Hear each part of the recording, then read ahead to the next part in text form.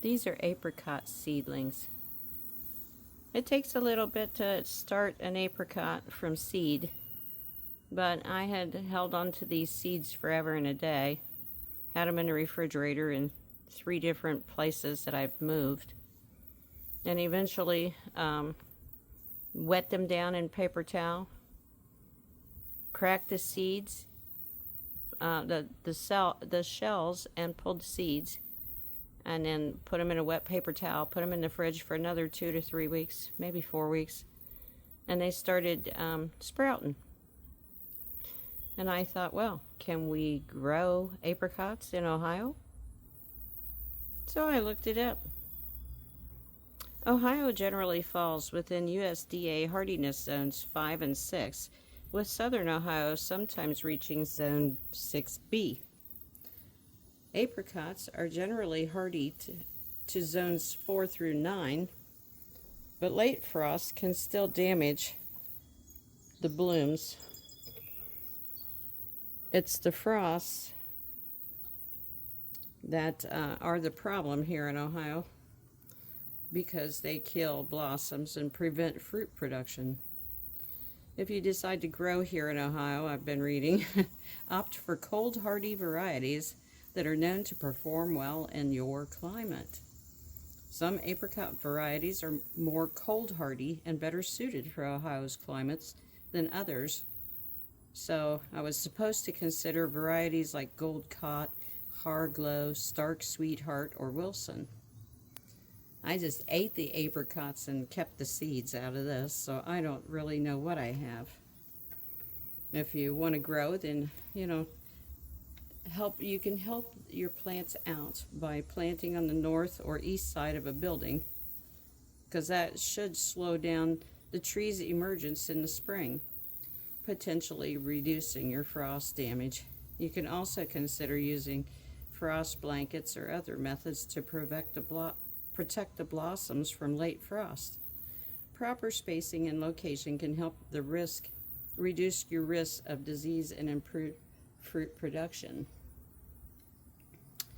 Pests and diseases like scab and canker can also affect apricot trees in Ohio, so you need to regularly inspect your trees for signs of pests or diseases and take appropriate action if needed. You can contact your local nursery or your county extension office to find out more about your area. I'm a little interested here because this one has a white spot on it. I have no idea what it's from. And this one has taken forever to even pop out of the soil. And it really looked bad. Today it doesn't look too bad. But it's about 100 degrees out here, so it's not a good time to be a plant or a human in this type of environment. I didn't have too many problems getting these to start because I had watched a bunch of YouTube videos. I mean, everybody out there has a video on something. And I just decided, well, it was time for me to put on a little bit longer video. So I've been throwing shorts on here. I hope you guys appreciate that. Let me show you something else I got going. Still got my pineapple plant. It is huge now, ranging about 3 foot. But this has been my main focus.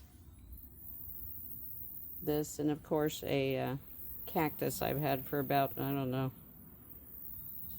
30 years maybe. I don't know, but that's another story.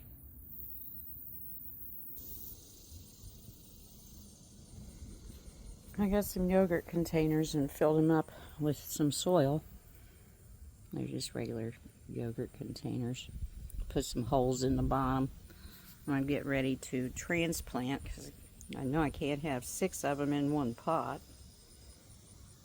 But I'm hoping to do At least one this winter. I don't know.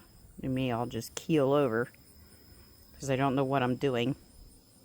Anyways, got these.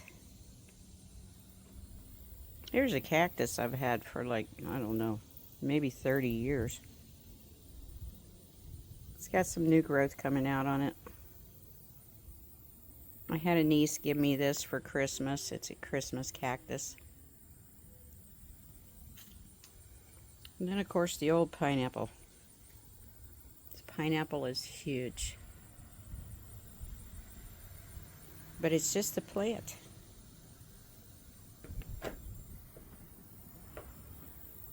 There should be a spire coming out the top of it by now. But I look down in there and I don't see any. I just see more leaves coming out. Makes me wonder how big it's actually going to get. I mean, I could have a full-grown pineapple tree out here and have a full-grown pineapple. That would be cool. Because I don't know if that would happen. I grew a little dinky one, but it was already started on the plant when it was given to me. But here in Ohio, bringing it in, taking it out, bringing it in, I think that is what took so long in the pineapple even developing. So anyways, I've been trying to do a lot of potted plants out here. And we'll see what happens in the future. Hope I have at least one tree to show you next year.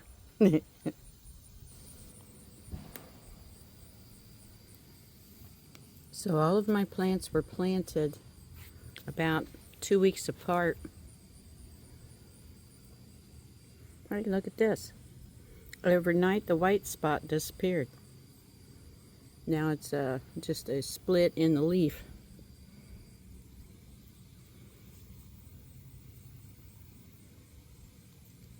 I don't see any bugs or anything. But anyways, like I said, these were all planted about 2 weeks apart. They all sprouted at the same time. But that was the first one that went in. Then I just went around the pot. Second, third, fourth, fifth, sixth one. But they didn't all come up at the same time. And I wasn't sure if that's what they would have done, you know. Well, I see a bug on that one.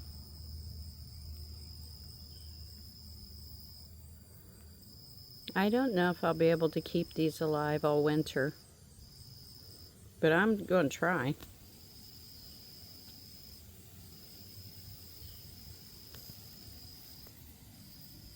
Okay, so try and show you what this looks like. Do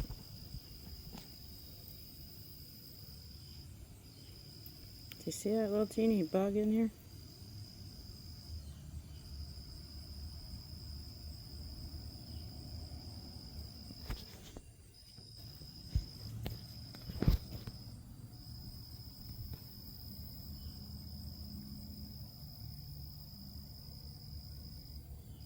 It looks like some sort of bagworm or something.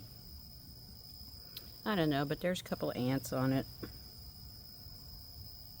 I don't know if I want to spray them. I'm not sure when you top them. I'll have to do some more research. I wasn't expecting all of them to actually sprout, and then they did. They all looked about the same when I put them in the pot, but they were like 2 weeks apart. I just wanted to see if 2 weeks apart made a difference on these. I mean, it's a pretty cool looking plant. It goes back and forth, back and forth. Can you see that?